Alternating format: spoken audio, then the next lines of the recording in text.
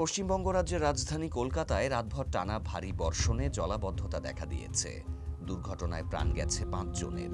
বৃষ্টি ও জলাবদ্ধতার জেরে শহরের যানবাহন, রেল, মেট্রো ও ফ্লাইট চলাচলেও নেমে এসেছে বিপর্যয়। এছাড়া আরও বৃষ্টির আশঙ্কার কথা জানিয়েছে আবহাওয়া অফিস। মঙ্গলবার ২৩শে সেপ্টেম্বর এক প্রতিবেদনে এই তথ্য জানিয়েছে ভারতীয় সংবাদ মাধ্যম এনডিটিভি। সংবাদ মাধ্যমটি বলছে, কলকাতা ও আশপাশের এলাকায় টানা ভারী বর্ষণে সৃষ্ট দুর্ঘটনায় ৫ জন মারা গেছে। শহরের একাধিক জায়গায় রাতভর বৃষ্টিতে পানি জমে। পৃথক ঘটনায় বেনিয়াপুকুর, কালিয়াকাপুর, নেতাজি নগর, গড়িয়াহাট ও ইকবালপুরে প্রাণহানির ঘটনাও ঘটে। এলাকাগুলো মূলত কলকাতার মধ্য দক্ষিণ অংশে অবস্থিত। অনেক নিচু এলাকার বাড়িঘরে পানি ঢুকে গেছে, ক্ষতিগ্রস্ত হয়েছে আসবাবপত্র। বেশ কিছু শিক্ষা প্রতিষ্ঠানে ছুটি ঘোষণা করা হয়েছে। বৃষ্টির এই দাপট কলকাতা দুর্গাপূজা আয়োজনকে শঙ্কায় ফেলেছে।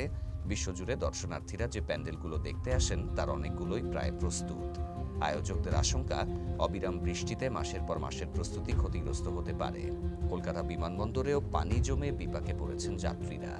এ অবস্থায় এয়ার ইন্ডিয়া ও ইন্ডিগো যাত্রীদের জন্য সতর্কবার্তা জারি করেছে। এয়ার ইন্ডিয়া জানিয়েছে, প্রবল বর্ষণের কারণে আজ কলকাতাগামী ও কলকাতা থেকে ছেড়ে যাওয়া ফ্লাইট বিলম্বিত হতে পারে। যাত্রীরা ওয়েবসাইটে ফ্লাইট স্ট্যাটাস দেখে যথাসময়ে বাড়তি সময় হাতে নিয়ে রওনা দিন।